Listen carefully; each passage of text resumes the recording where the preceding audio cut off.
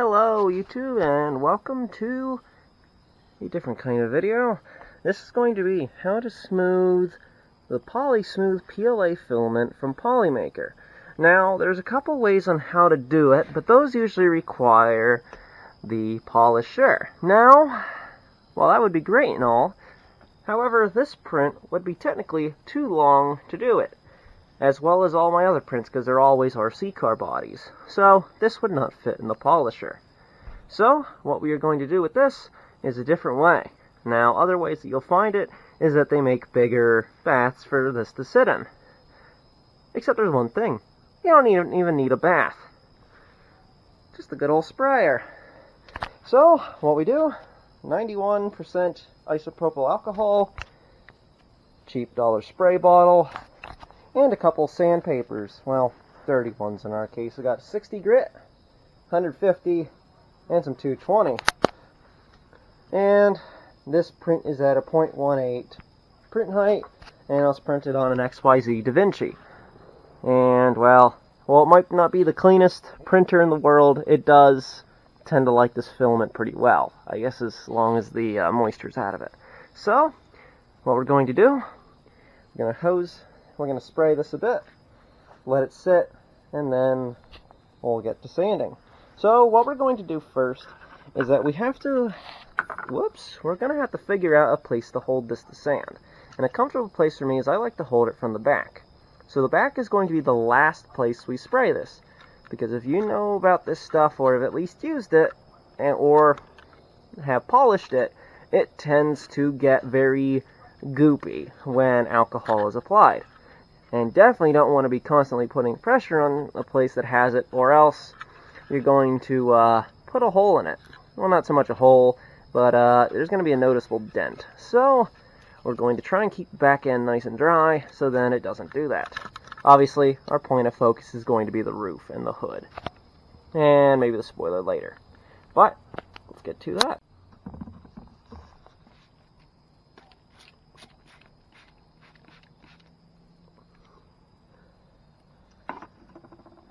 And then once we spray it, we want to have a place to put it. Now, if you happen to get the place where it is sitting wet, be prepared, because it does like to stick. So we just sprayed the hood and not underneath. So as we can see, even though the wetness kind of helps make it nice and smooth looking at the moment, if you've ever washed your car, you tend to know it looks a lot nicer wet than it does dry. So yeah, this nice sheen will be lost. So I'm going to let this sit a little, and then we will spray it again and get to sanding. Alright, so now that we've sprayed our top, we're going to spray more parts of the car. So while we are going to spray the top, we're also going to spray the sides and the front. We're going to try to reserve the back as late as possible, even though that will need attention because of the spoiler and trunk. Now, I will give you this warning. There is a certain limit amount that you can do to this before you start ruining the print. Now, the sides, because they are probably the thinnest part, at least the least amount of filament that comes out, this is where the most under extrusion will happen. And there is just a little bit of it. It's still completely full, but it might react kind of poorly. So we just need to be careful. So we'll take our thing, hose it down.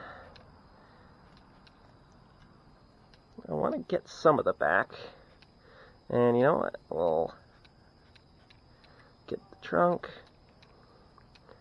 Honestly, I have no idea how much of this is going to be seen on the camera. Okay. So now that we got that all wet. Now I will say that you can let this sit as well. Come on, camera. Let this sit as well. However, something that you definitely want to make sure that you do is pay attention to where the alcohol is on the print. Because if you let it sit on there too much, it'll start letting gravity take course, and then you'll have not holes, but craters in your print. So spray it, let it sit a little, and blow on it a little.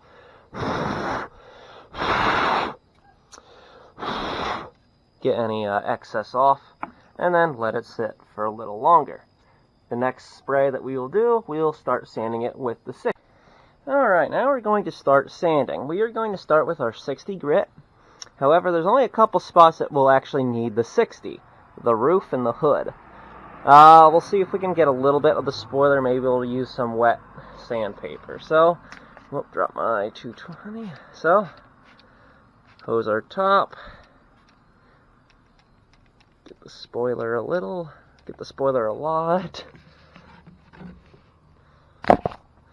And now you want to be gentle, but rough enough that you actually get it out. You don't want to be too hard because now that we sprayed it enough, it's going to be soft. Now, granted, the softness will help us sand this easier. But we don't want to be too rough that we then sink our filament.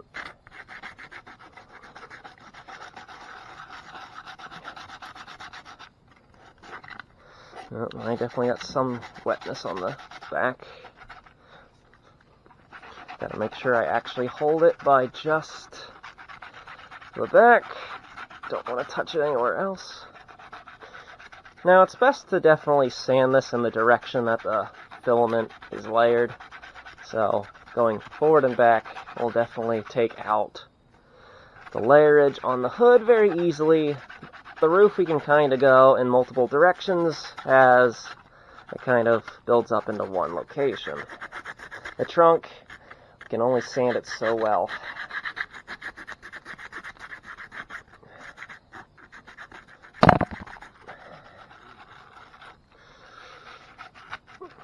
Okay, so we want to give it some, I'm going to spray it lightly here. It does get goopy on the sandpaper, so you definitely want to keep it hydrated. It's like wet sanding.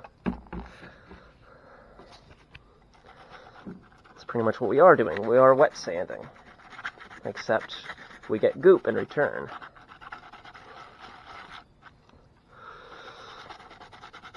And because, like I mentioned prior with how when you spray it, it looks smoother than it actually is, like a wet car after you wash it. So it'll look really good, like it does right now. However, once it's dry, you'll be able to see all these layer lines still.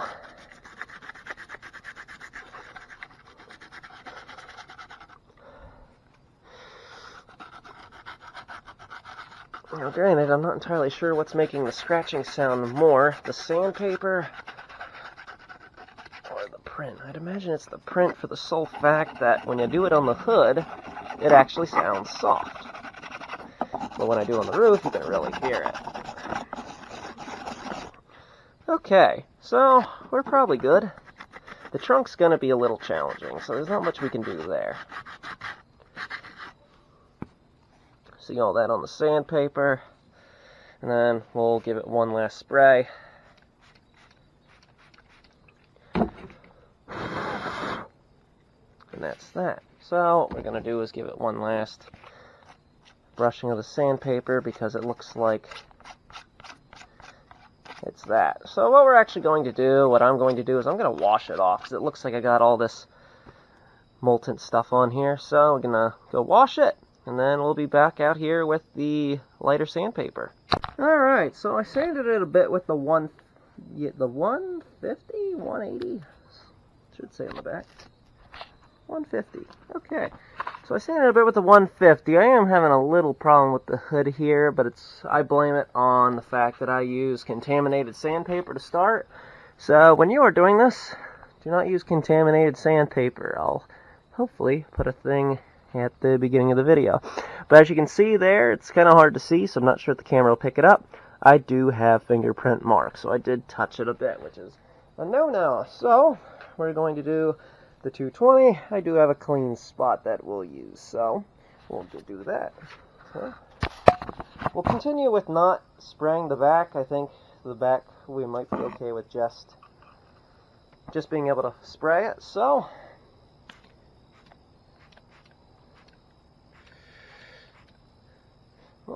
refrain from spraying the front. It's actually taking quite a bit. Okay, so it looks like I did get a bit on the back. So what we'll do, take our 220, and we are going to gently go over it to try and smoothen it. Now, sadly, because we are sanding it, we are not going to get the polished, shiny look. However, we're at least going to keep quite a bit of our detail, and they will actually show up when it is painted. So this is definitely a tutorial if you plan on painting this. And I definitely am. It'll definitely need non-alcoholic sanding when you are done with this process, as should most things, and also in my case, because this will most likely actually get raced, it'll need some resin reinforcement, because this does not strengthen the material. If anything, it weakens it.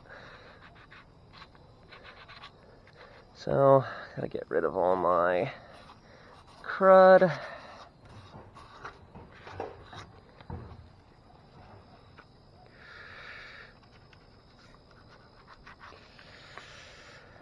Sure, I do my places. Just gotta make sure I don't lose the detail in the front.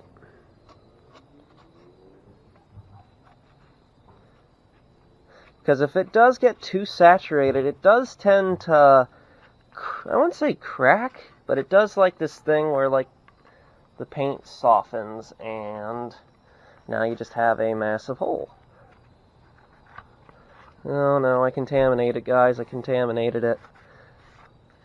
Okay, so then once we finish sanding this, I think what I'll do is I'm just going to spray it and I will let it sit. So I will actually get the back this time.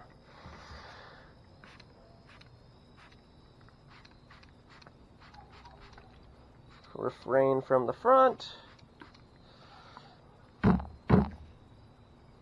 And there she is. So obviously this is going to dry, so we'll let it take its time. And then we'll come back to it, and then we'll take a look at how good we did.